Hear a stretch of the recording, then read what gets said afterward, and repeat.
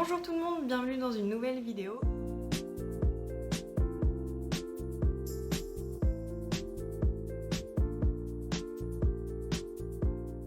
Aujourd'hui, on se retrouve pour le bilan du Get Out Challenge organisé par Lucie, Natcha et Emeline.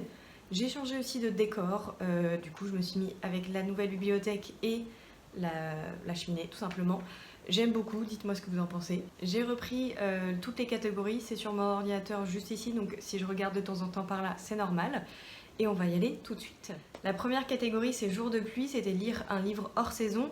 Et j'avais mis More Days at the Morisaki Bookshop. Bien, je ne l'ai pas acheté, donc forcément, je ne l'ai pas lu. Voilà. La deuxième catégorie, c'était partir à deux ou plus, du coup lire de la romance ou un roman épistolaire. Et j'avais mis Less de Andrew Sean Greer, que je n'ai pas lu. Voilà. Mais dans cette catégorie, au final, j'ai lu autre chose que je peux loger dedans. Il s'agit de Hadès et Perséphone de Scarlett Sinclair. Je vous mettrai la couverture là où je peux. C'est un livre qui fait partie de la liste de lectures qu'on s'est faite avec mon ami pour la vidéo sur le smut. Elle arrivera, on ne sait pas quand, mais bientôt, peut-être. Enfin, je dis bientôt, en fait, j'en sais rien. Bref, je l'ai lu. C'était... voilà, c'était pas top. Vraiment pas du tout. Du coup, ici, on est sur une réécriture mythologique de Hadès et Perséphone dans un monde contemporain. Et il y a une romance... Qu'est-ce que j'ai à en dire? Écoutez, je m'attendais pas à aimer, c'est le cas, j'ai pas spécialement aimé. J'ai trouvé que c'était encore une fois des scènes de sexe explicites extrêmement grossières et que évidemment il fallait que ça aille vite et fort comme à chaque fois, ce que je trouve extrêmement cliché. Je l'ai lu sur ma liseuse et avec la version audio disponible sur Audible et Nextory je crois. Je suis vraiment désolée pour ces travaux avec cette disqueuse horrible que j'ai depuis ce matin. Mais honnêtement, j'en ai marre. Je peux pas faire autrement parce qu'ils font tellement de bruit depuis des mois et des mois. Donc faites genre, vous entendez rien, s'il vous plaît. J'en ai autant marre que vous, voire plus. Et je dois dire que la version audio est extrêmement mauvaise. Parce que déjà, je trouve que la narratrice n'a pas les bonnes intentions, enfin en tout cas la lectrice pardon, n'accorde pas forcément les bonnes intentions à chacun des personnages et je trouve aussi qu'elle module pas forcément bien sa voix. Je suis pas comédienne de doublage, je ne sais pas faire ce genre de choses, mais je sais reconnaître quand c'est pas forcément bien fait et là c'était le cas. Et ça aurait pu passer, ça aurait pu peut-être plaire à quelqu'un d'autre ce genre d'interprétation. Mais le pire, c'est qu'elle se trompe dans certains mots dans le texte. Parfois, c'est un verbe qui est synonyme, du coup, ça passe encore. Mais il y a quand même parfois où elle appelle Hadès par le nom d'Hermès, dans une scène où Hermès et Perséphone se cachent dans le bureau d'Hadès et que Hadès arrive. Et eux, ils sont cachés, sauf que dans la narration audio, on entend Hadès était caché avec Perséphone, alors que Hermès et Perséphone se cachaient justement de Hadès, sauf que c'est répété au moins 2 fois en l'espace de 3 lignes. Donc c'est extrêmement perturbant pour quelqu'un qui ne fait que écouter le livre audio et je trouve que c'est très grossier. En fait, c'est des erreurs qui sont tellement grosses que je trouve que ça aurait tellement pu être évité si quelqu'un avait eu la bonne idée de réécouter ce qu'avait fait la comédienne, parce que se tromper, c'est normal. C'est normal aussi qu'il y ait des relectures quand on écrit un livre parce qu'on loupe des erreurs et c'est tout à fait normal. Sauf que quand tu ne fais pas de relecture ou de réécoute, y a ce genre de choses qui passent et c'est extrêmement gros. Si c'était que des mots si c'était que des verbes qui étaient synonymes, bref, on change un peu le verbe, c'est pas si grave, même si c'est un peu relou. Mais là, c'est vraiment des personnages en entier dans une scène assez capitale dans le livre. Enfin non, c'est pas capital, mais bon, vous comprenez l'idée, c'est chiant. Déjà que j'étais pas très partante en lisant ce livre, enfin j'avais un très mauvais a priori, ça a un peu rajouté à cet a priori que j'avais et du coup au fait que je trouvais ça quand même assez nul, oui, disons les termes. Donc voilà, je l'ai lu, je trouve ça vraiment mauvais. Et j'étais partie avec un a priori que je n'allais pas aimer et ça s'est confirmé, voilà. Je l'ai lu parce qu'il y avait cette vidéo là, sinon je l'aurais jamais lu parce que je ne suis absolument pas le public cible pour ce genre de choses. Et la seule chose que j'aurais à rajouter, c'est que en plus du fait que je ne suis pas le public cible, parce que moi j'aime pas ça, je trouve que c'est extrêmement cliché. Hadès est le beau gosse mystérieux qui a pas mal d'argent et elle c'est la petite meuf étudiante en journalisme. Voilà, c'est du vu et revu, c'était pas très original tout simplement. La catégorie suivante c'était marathon, avancer ou terminer une saga. Je n'ai pas lu Saga et Sable d'Os que je me projetais de lire, donc bah tant pis, j'ai pas avancé de saga. La catégorie suivante, c'est grand saut. Il fallait lire une relique, oui c'est ça. Et j'avais mis La colère des aubergines que j'ai lu, qui a pris un petit peu l'eau parce qu'elle était à côté de cette plante et en l'arrosant, je pense qu'il y a de l'eau qui s'est infiltrée. Mais c'est pas très grave, je m'en fiche complètement. Et c'était une relique que j'avais envie de lire depuis un petit moment, qui était là quand même depuis un an, je pense, plus d'un an peut-être. Et je sais pas, ce livre me faisait peur parce que j'ai l'impression que j'allais pas apprécier. Donc ici, on est avec, on suit plein d'histoires de femmes différentes en Inde, avec pour dénominateur commun la cuisine. Eh bien écoutez, c'est une lecture plutôt mitigée pour moi. Je vous en avais parlé dans mon vlog que j'avais fait pour mes vacances. Du coup, je vous remettrai juste là, parce que vous avez vraiment mon avis à chaud. Et j'ai trouvé que c'était sympa dans l'ensemble, mais moi le gros point négatif pour moi c'est que c'est des nouvelles. En fait chaque chapitre est une nouvelle histoire et je suis pas du tout fan des formats nouvelles. En fait je me rends compte de plus en plus que c'est pas du tout un format que j'aime et qui me convient parce que je suis assez frustrée. Moi j'aime quand ça s'étale et quand ça en parle pendant des pages et des pages, et ben là c'est pas forcément le cas. Après, c'est une lecture assez chouette dans le sens où on en apprend énormément sur la culture indienne, sur la façon dont la société traite les femmes, donc la société traite la famille, et tous ces rapports sociaux, familiaux, etc. On a un petit peu de tout ça là-dedans. Et c'est ça aussi que j'ai aimé, mais en même temps, il y a certains moments où j'ai eu du mal à accrocher parce que il y a beaucoup de différences culturelles et j'étais pas forcément préparée à ça. Parce que il y a beaucoup de... Je disais qu'il y a énormément de différences culturelles et que la différence du traitement des femmes, je m'y attendais, mais j'aurais pensé que ça allait être remis en question, sauf que c'est un roman qui date des années 90. Ouais, la publication en anglais date de 97 et le format poche a été traduit en 2002 et je crois grand format 99. Donc ça reste un roman qui date un petit peu, donc il n'y avait pas tout cet aspect de remise en question des normes, etc. Mais ça reste quand même intéressant, on en apprend aussi beaucoup sur la cuisine, il y a énormément de recettes, je crois que j'avais compté, il y en a 28 je crois. Du coup vous avez un sommaire avec les différents chapitres et avec toutes les recettes disponibles. Voilà, donc vous en avez quand même beaucoup pour un roman qui fait 200 pages. La catégorie suivante, c'est bord de l'eau, et c'était mer, océan, lac, rivière ou étang.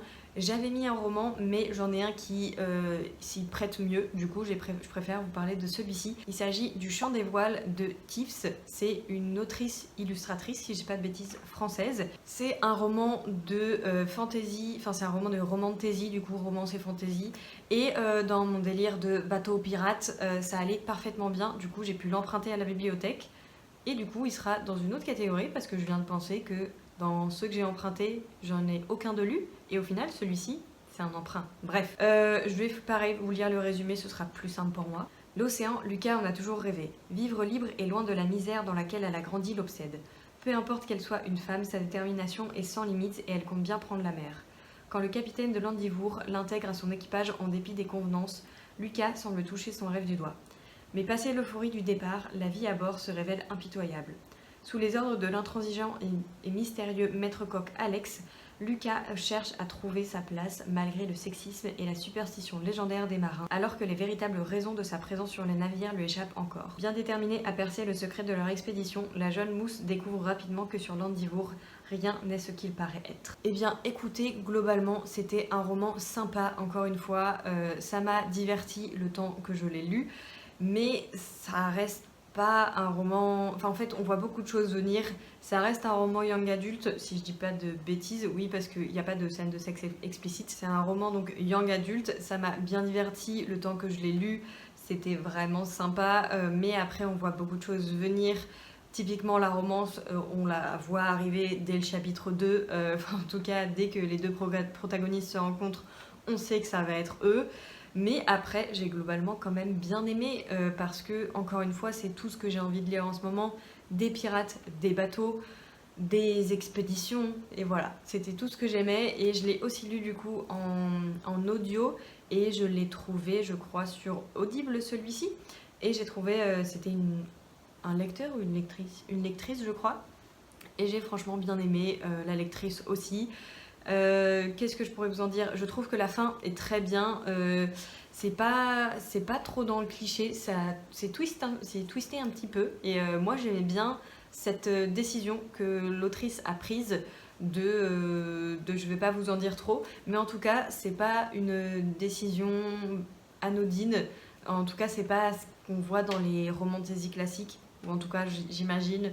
Mais bref, vous découvrirez si vous voulez le lire. C'est une fin que j'ai vraiment aimée parce qu'on voit que les protagonistes restent fidèles à eux-mêmes. Je vous n'en dirai pas plus. Et c'est bien Lucas, la prononciation du prénom de la personnage principale. C'est précisé dans le livre et du coup l'autrice l'écrit et la lectrice le dit dans le livre audio. Ensuite, dans la catégorie pastèque qui était essai littérature engagée, j'en ai pas lu parce que j'en avais pas. Après, il y a dernière chance, lire un livre en pause depuis trop longtemps. Je vous avais mis ces deux-là. Devinez quoi? Je les ai pas lus. Après, c'était pas du tout des priorités et je savais plus ou moins que j'allais pas forcément les lire, mais je les ai mis parce que c'est les seuls que j'avais en cours. La prochaine catégorie, c'est Cozy Summer, livre doudou réconfortant. Et là, je vous ai casé ce livre dans 4 catégories, je crois. C'est, essayez de deviner, L'arme de la Saudelle de Nora Lake. Et je l'ai lu, bien sûr, évidemment, c'était l'une de mes premières lectures. Non, j'abuse de ouf, c'est pas vrai en plus.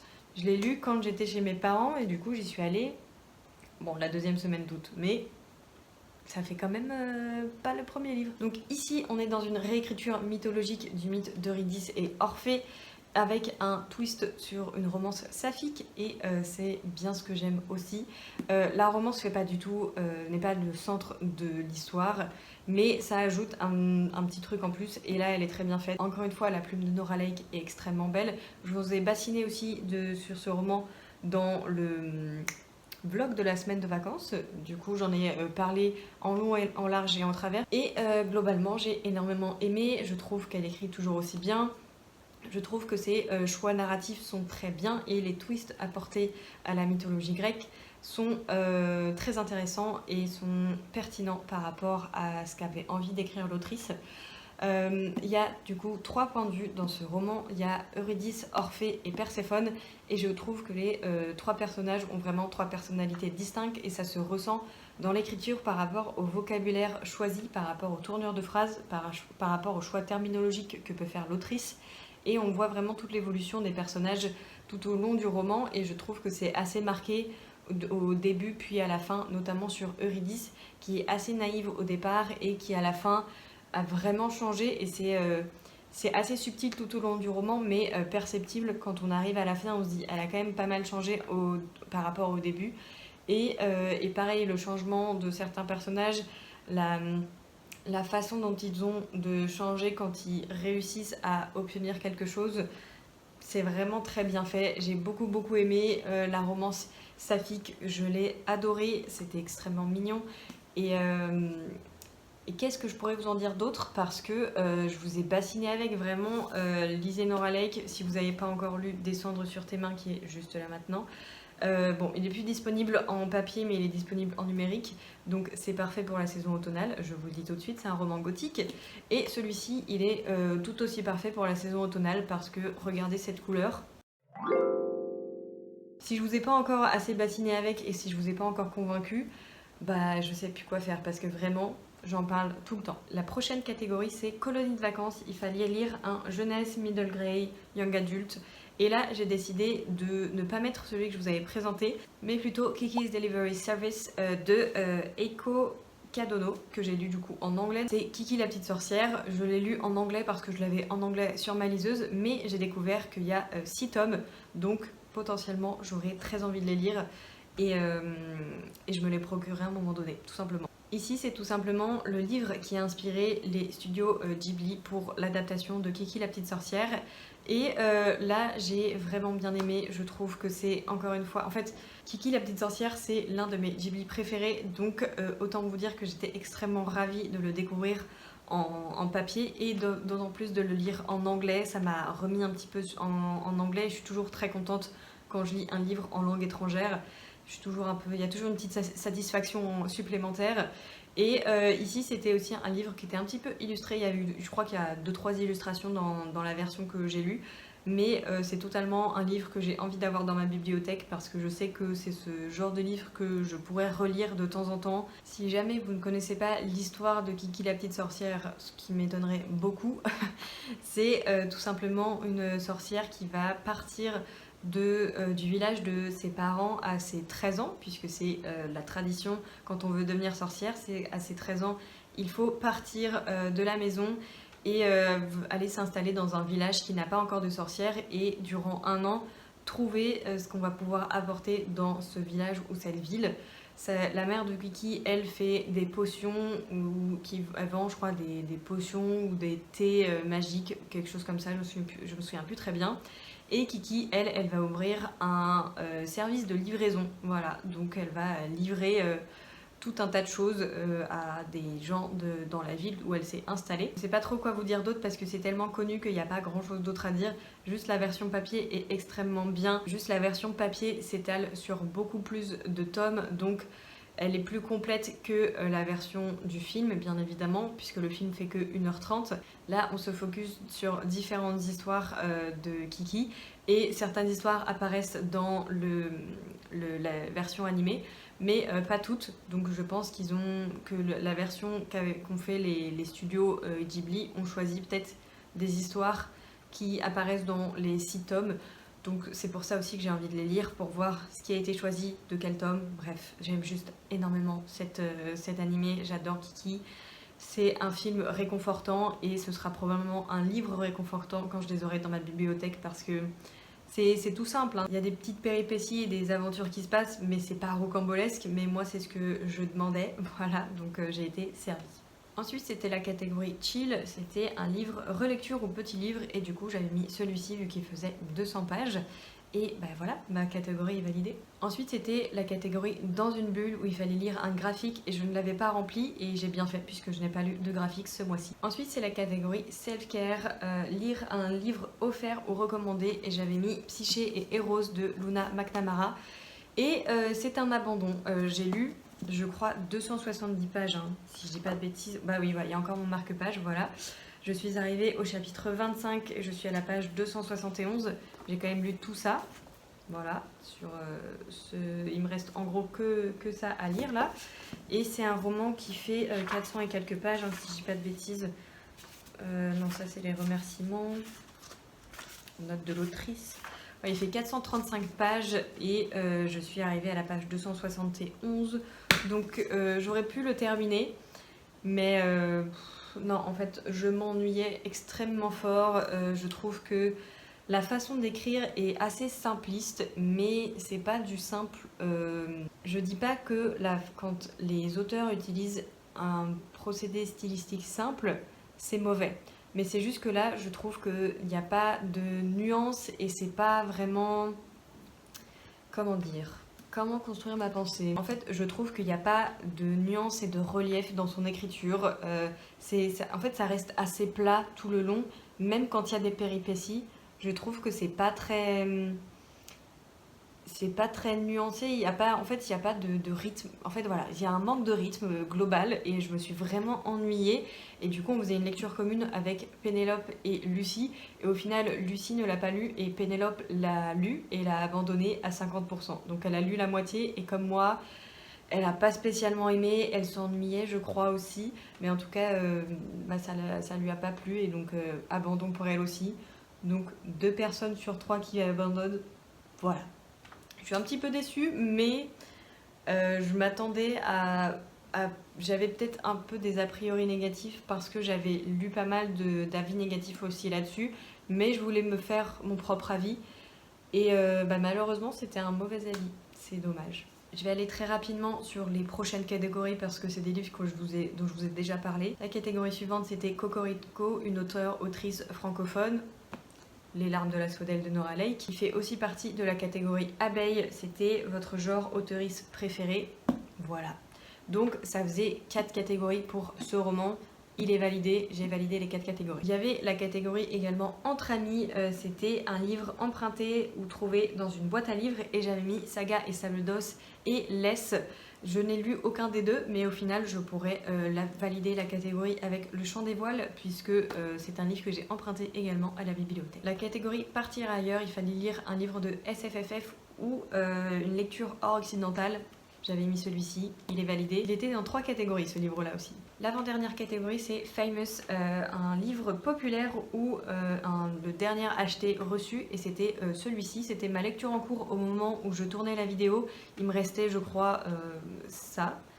Et évidemment je l'ai terminé. C'était l'une de mes premières lectures d'août donc j'étais très très contente. Ici c'était un petit cosy mystery que j'avais vu passer sur la chaîne de Jeannot ce livre, mais depuis c'est un livre qui a été envoyé à pas mal de monde, donc vous avez peut-être dû le voir sur la sphère Booktube, Bookstagram, et c'était franchement sympa, ça m'a également divertie. C'était aussi une lecture que j'ai lue à la plage, donc j'étais très contente de le lire, j'étais avec mon ami, c'était vraiment trop cool, et voilà, c'est tout ce que je lui demandais, qu'il soit divertissant, qu'il soit un petit peu palpitant et que j'ai envie d'être plongée dans l'enquête. Et c'était totalement ça, j'ai été happée dans l'enquête, je l'ai lu très vite et ça se lit aussi assez rapidement parce que c'est quand même assez aéré au niveau de la mise en page, je trouve en tout cas. Voilà, tiens, c'est comme ça au niveau de la mise en page et je trouve les en-têtes de page très jolies. Attendez que je vous retrouve... Hop. Voilà, je trouve que les en-têtes de page sont très jolies. Ici, on va suivre l'histoire de Laurie Shepherd qui a été bercée pendant toute son enfance par les histoires de Tante Dimity que lui racontait sa mère. Sauf que pour elle, Tante Dimity a toujours été un personnage de fiction, mais des années et des années après, quand elle est adulte, elle se rend compte, enfin en tout cas elle apprend que Tante Dimity a bien existé et qu'en plus elle lui lègue son héritage et elle lui lègue une certaine mission à faire. Donc elle se retrouve catapultée dans un cottage en Angleterre pour accomplir la fameuse mission que Tante Dimity lui a donnée. Et quand elle arrive dans cette maison, il y a des événements un petit peu étranges qui surviennent et on a l'impression que le fantôme de Tante Dimity est encore dans la maison. Est-ce que c'était bien résumé? Je ne sais pas. En tout cas, j'espère que ça vous a donné envie parce que c'est aussi parfait pour la saison automnale. Si vous aimez toutes ces ambiances de cosy mystery à l'anglaise dans un cottage, franchement c'est très très chouette. Il n'y a pas à savoir qui est le coupable ou non puisque Tante Dimity est décédée de manière naturelle, enfin vraiment de cause naturelle, mais c'est plus de pourquoi, qu'est-ce que c'est cette mission, pourquoi Laurie, pourquoi ceci, pourquoi cela, enfin bref. C'est vraiment ce genre de choses que j'aime bien dans les cosy mystery parce que ça prend pas trop la tête. Ça fait pas peur, parce que moi je suis une énorme flippette, donc il m'en faut pas beaucoup. Et c'est tout ce que je demandais à ce roman, un bon divertissement, un page turner et un petit côté de cottage anglais. Voilà, j'ai eu tout ça avec une couverture en plus magnifique qui me donnait à chaque fois envie de le lire. C'était parfait. Et dans la catégorie bonus, j'avais mis ce livre aussi, Là où fleurissent les cendres de Nguyen Phan Khai, parce que j'avais oublié de l'inclure tout simplement au moment de tourner la vidéo. Et je ne l'ai pas lu. C'était censé être la lecture commune du book club de Louise. Enfin, en tout cas, ça l'a été, mais moi, je n'y ai pas participé. Parce que je crois que c'était pendant que j'étais partie chez mes parents que ça a commencé. Ou bref, c'était... Je sais plus trop pourquoi. Et j'ai envie de le lire, mais pour l'instant, je ne le commence pas. Parce que j'ai envie de l'emmener au travail, mais je sais pertinemment que je vais vraiment pleurer. Donc... j'ai pas envie de pleurer au travail, tout simplement. Donc pour l'instant, je le commence pas. Je le commencerai à un moment donné. Et bon, de toute façon, il sera lu parce que je sais que je vais aimer. J'avais adoré l'autre roman de l'autrice. Donc il y a très peu de chances que ça ne me plaise pas. Je l'avais emmené un petit peu au travail avec un autre livre. Et je l'avais passé à l'une de mes collègues parce qu'elle avait oublié le sien. Et elle m'a dit, j'ai commencé ma lecture et j'ai eu les larmes aux yeux. Elle a vraiment lu 2 chapitres. Donc je sens que ça va être très très émouvant. Et c'est aussi en grande partie pour ça que j'ai pas du tout envie de le commencer ou de l'emmener au travail. Parce que là ça va me faire chialer, c'est sûr et certain. Mais en tout cas, il me fait toujours autant envie. Il y avait également des bonus pour ce challenge. Le premier bonus c'était faire une LC et du coup j'ai fait une lecture commune avec ce roman là, malgré le fait que c'était une lecture commune un peu catastrophique vu qu'on est 2 à l'avoir abandonné. Mais que voulez-vous, c'était une lecture commune quand même. Ensuite, le deuxième bonus c'était lire dehors et c'est ce que j'ai fait. Et c'est ce que j'ai fait avec ce roman puisque je l'ai lu à la plage et dans un parc. Et je pense aussi, ah bah oui, je peux mettre celui-ci aussi, puisque je l'ai lu au bord de la piscine chez mes parents et c'était extrêmement agréable. Le troisième bonus, c'était lire tous les jours et je n'ai absolument pas lu tous les jours. J'ai commencé à lire tous les jours au mois d'août, au début août, mais après j'ai pas lu tous les jours parce que j'ai été en vacances, j'ai été avec de la famille, au travail, j'avais pas forcément envie de lire tous les jours, mais après je ne suis pas du tout une lectrice qui lit tous les jours, donc ça m'a pas trop étonnée finalement. Ensuite c'était trier sa palle et je ne comptais pas le faire tout simplement parce que j'ai peu de pales. Enfin, en fait ma palle c'est tout ce qui est ici et tout me fait envie donc j'avais pas besoin de la trier. Mais si on veut vraiment trier, ce livre là, Psyché Eros, il va partir de mes étagères puisque c'est un abandon. Et en parlant d'abandon, c'était aussi une catégorie des bonus, abandonner un livre. Voilà, c'est le seul que j'ai abandonné, donc il fait quand même partie de cette catégorie-là, enfin de ce bonus-là. Et le dernier bonus, c'était baisser sa palle. Et en fait, je me suis rendu compte que elle a augmenté ma palle. C'est assez rare, mais j'ai lu que des livres qui faisaient partie de ma pile à lire. À part ceux que j'ai empruntés à la bibliothèque, ceux qui faisaient pas partie de ma pile à lire, c'était Le Chant des Voiles, Hadès et Perséphone. Et c'est tout, je crois. Oui, c'est tout. Parce que du coup, tous ceux que j'ai lus faisaient partie de ma pile à lire et Kiki la petite sorcière, il était dans ma pile à lire de e-book. Donc en soi, j'ai lu beaucoup de ma pile à lire. Et ma pile à lire n'a pas baissé tout simplement parce qu'il y a 6 romans qui ont rejoint mes étagères, mais c'est absolument pas des achats. Du coup, il y a 2 livres que j'ai trouvés en boîte à livres. Il y a un livre que ma belle-sœur m'a offert, du coup l'amoureuse de mon frère m'a offert un petit cadeau et c'était extrêmement cool de sa part. Et j'ai rencontré Riddler pour la première fois pendant mes vacances chez mes parents et elle voulait se débarrasser de romans et du coup elle m'en a donné 2 autres. Donc, non, 3 autres, pardon. Donc voilà, au final j'ai eu 6 romans qui sont rentrés dans ma pile à lire. Ce qui est très rare parce que d'habitude il y en a vraiment très très peu qui rentrent dans ma pile à lire puisque j'achète pas beaucoup. Ou en tout cas quand j'achète, j'essaie de lire dans l'instant. C'était un peu ce qui était arrivé avec la mort de Tante Dimity. Mais écoutez, je crois que je suis à 32 romans d'un petit peu de tout. Il n'y a pas les classiques dedans. Donc je crois qu'avec les classiques, je pense que je dois être autour des 50, quelque chose comme ça, avec les classiques en plus. Et du coup, en fait, ma pile à lire est ici, mais tout n'est pas ici, puisque certains de mes romans sont chez mes parents, donc voilà. J'en ai terminé avec cette vidéo. Moi, je suis très contente de mon challenge. J'ai lu 7 romans, et c'est au final assez rare que je lise autant de romans, même s'il y en a qui étaient assez courts. Je suis quand même très très contente. Voilà tout ce que je devais lire. Et du coup, il y a ce que j'ai lu et ce que je devais. C'est pas très clair, mais bon, voilà. Ça fait un petit peu une jolie pile. Et voilà. En tout cas, moi, j'espère que la vidéo vous a plu. N'hésitez pas à me dire ça en commentaire. Si vous avez participé au challenge, si vous avez lu certains de ces titres, ce que vous en avez pensé. Bref, voilà. Dites-moi tout ça en commentaire et on se retrouve très vite pour une nouvelle vidéo. Salut!